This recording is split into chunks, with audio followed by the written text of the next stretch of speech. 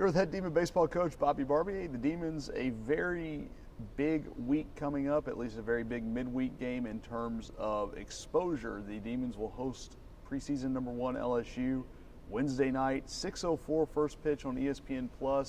Coach, there's been a lot of talk, a lot of build-up for this game. I think it goes without saying anytime LSU comes to Natchitoches, to the teams it goes to. How do you kind of stay on message with your guys and treat this as, on the field, as one of 54 games? You know, it's you hopefully what you preach, what we've preached for 3 years now, is ingrained in them, you know, and I think that's what you saw this weekend. A lot of is that kind of coming out. You know, we talked about afterwards yesterday about them, that fight that was built through the last year kind of started off this year, which is great to see. So you hopefully that's just ingrained in them, that we're going to play a really good opponent. There's going to be circumstances that are much different. We'll have a lot more people in the stadium. That team's going to be really, really good.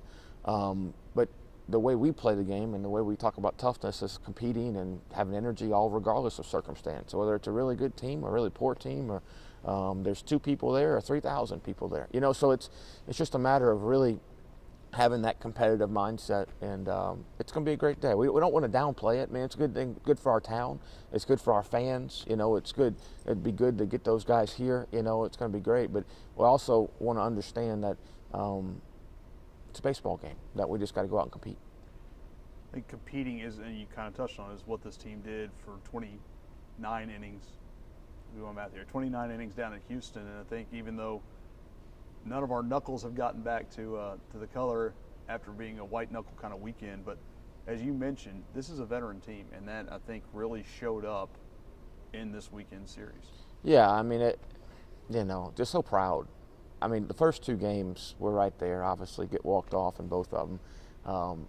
You can, as a team, you can really start feeling sorry for yourself when things aren't working out, you know, in baseball. But it's why baseball is the best game to teach you about life, you know, because you can do everything right and you can really not, and the success isn't there, which is the same thing in life. But if you continue to do it the right way, it's going to work out, you know, and that's what it's trying to get these kids out of themselves and out of their personal struggles when it comes to the game, and understand that, you know. So it's as a team, I thought we did a good job of that. I thought individually we could have done a little better job of that as the weekend got on. But just proud of them the way they competed. We could have laid down, you know, in the last game, especially after the 10th inning debacle of what went on. So, and for Tyler to get the big hit for us, and Jose was huge out of the bullpen. You know, we had some opportunities early in the weekend. I was tinkering with bringing them in a game where we didn't have the lead or it was tied, and I just was counting on that point to where we'd really need him there, and he did great. When you look at the weekend now, you'll get through LSU, but you'll stay with a Baton Rouge opponent.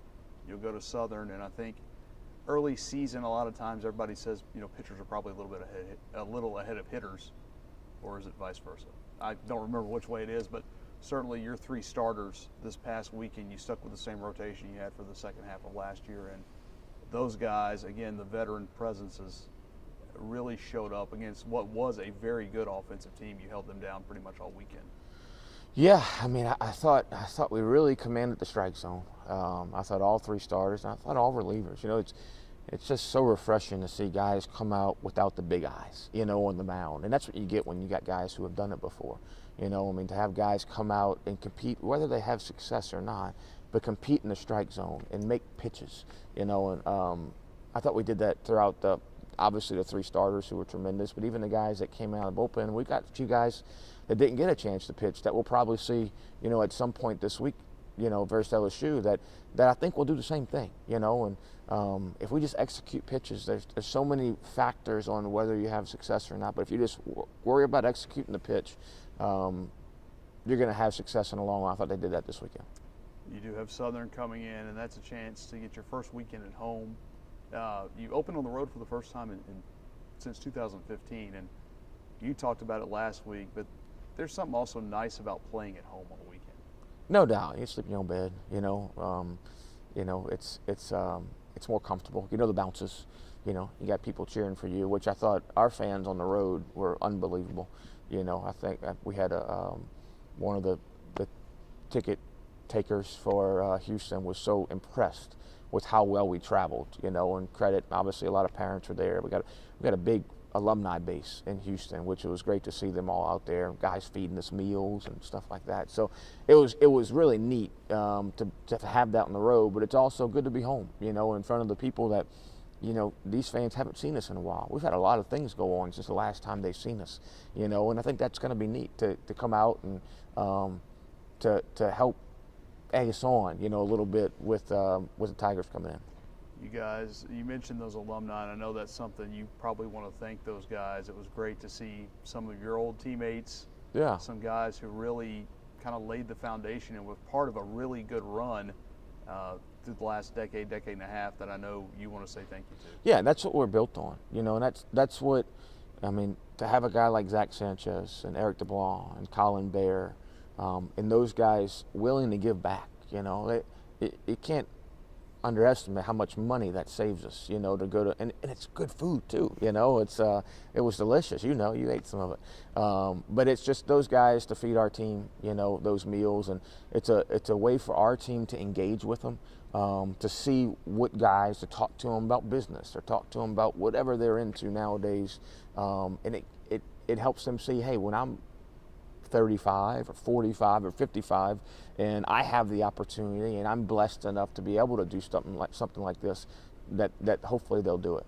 We mentioned food, and we'd be remiss without mentioning Patrick Netherton, the voice of the Demons, as a barbecue expert. I think you did something that he hasn't done this week, and that's eat food from a Texas top 50 barbecue joint. So I want to thank Zach Sanchez.